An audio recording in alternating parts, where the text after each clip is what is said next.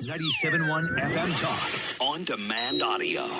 I am not suicidal. Stop laughing about blacks. I am not suicidal, and I am innocent. I could have said that I was guilty a long time ago. That might have been some of the best acting Jussie Smollett has ever done in that courtroom in Chicago. And we had a development on this story that is rather disappointing today because he's not going to have to serve his jail time, which is unfortunate because he gets off scot-free. Maybe his career ended up getting ruined about this whole thing. But when everything started in Chicago, Rafer Weigel was up there in television at the Fox station, Fox 32. He was here in St. Louis for a while. And as I mentioned earlier, I used to watch his dad on TV, so we became friends. And Rafer, you've been our go-to guy on this case from the very beginning. We had to have you back this afternoon. How are you?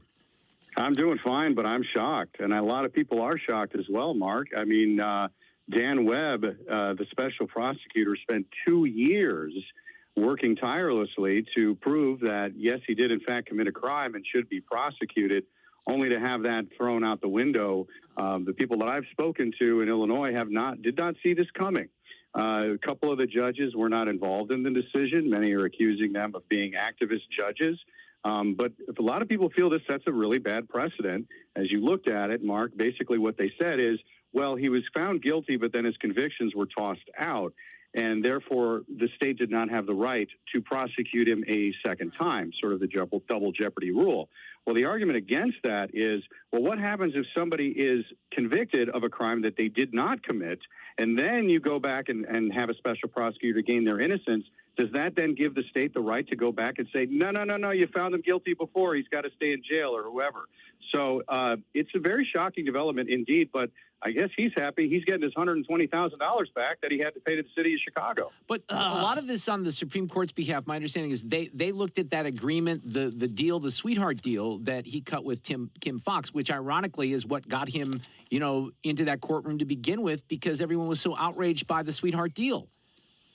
Exactly. So the sweetheart deal, they're saying, should have stayed in place, and that the state or the county did not have the right to overturn that sweetheart deal.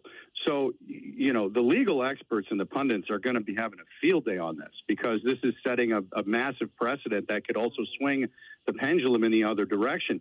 But it is kind of interesting, isn't it, Mark, that just when you thought the Jussie Smollett drama and saga was over, then it comes out and takes another turn. It's the gift that keeps on giving. Rafer, this is a true story, and I'm not a big premonition guy, but I literally just this week was thinking about this guy because I don't know why, but it came, into my brain about how he still hasn't been punished for this, and I wondered what the Supreme Court was going to do, and lo and behold, we have this ridiculous decision today. We think we might have Gloria Rodriguez. Rafer was great because he hooked us up with Gloria, who was the attorney for the Osundario brothers. She was the producer of this great Fox Nation documentary I highly recommend on all this. So I'm always very grateful to you for that. But in your reporting, let's go back to the beginning of this, because the cops kind of sniffed this out pretty quickly, didn't they? Well, they did, but what was so interesting about the case, Mark, is that, the cops, when I got the PIO on the phone, Public Information Officer Anthony Guglielmi, his exact words were, "Oh yeah, this is a bunch of BS." Yeah. So, and anybody who lives in Chicago knows that there's no way that two white supremacists walking around with MAGA hats, carrying rope and bleach, and beating up African Americans at 3:00 in the morning in a polar vortex. Yeah, I know. And so, see, when you rattle all that stuff off, you realize the lunacy of all this, because sometimes you forget all the details, right? And that was why it was such a fascinating thing for me, because when the police confessed to me they were skeptical, and I tweeted that skepticism out. Yes, I was skeptical, but I didn't post that I was skeptical, that police were. And the reaction from it was like, "How dare you? Oh my God." The humanity. It's like, come on, there's no way this happened.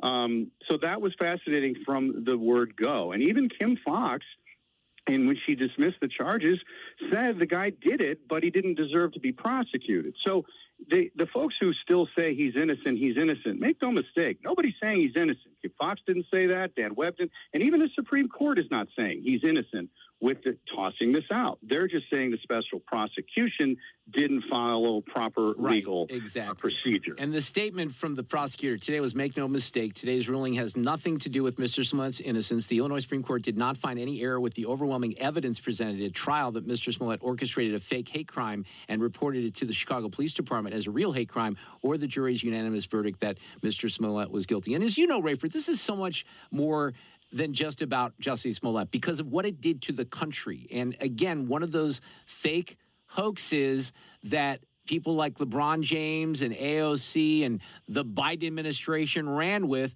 as this big indication of white supremacy that's run rampant across this country.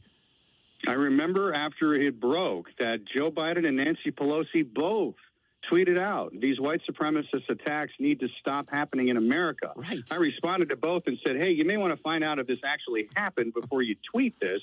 Those tweets were, in fact, taken down. But I think what's interesting, you know, you guys have a lot of people, a lot of listeners who are anti-woke culture, and you look what happened with the election recently. Right. You know, the Smollett thing was definitely kind of woke culture pendulums kind of swinging in their direction. But then the backlash from it from most people is like, look, we're tired of this. We're tired of the special treatment. We're tired that if we question an African-American that we're racist in some way or we have white privilege.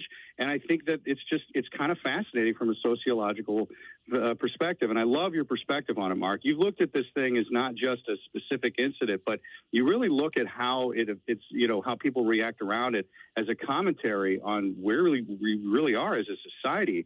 So the timing of this post-election is very interesting. I'd like to think that, I don't know if they'll ever do polling on this, but I would assume that a fair majority of African Americans know how goofy this is and how ridiculous and embarrassing this was as well. You don't hear from them as much, but I'm pretty fairly sure that they feel that way. Hey, you're out in California now. How are things going out there?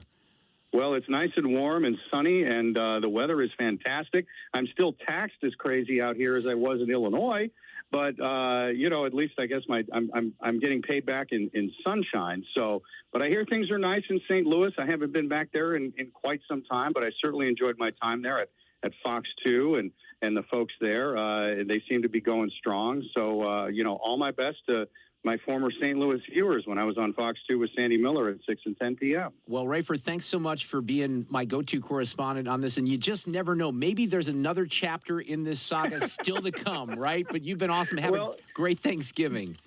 You're if anybody would know it, Mark, apparently it's you. You already had the premonition that this was going to happen. So the next time there's Jussie Smollett news, will you text me and let me know ahead of time? I will. I should have texted. It would have been more establishing if I would have texted you a couple of days ago and this happens. All right, dude. Hey, thank you so much. I appreciate it. You got it. All right, that's great.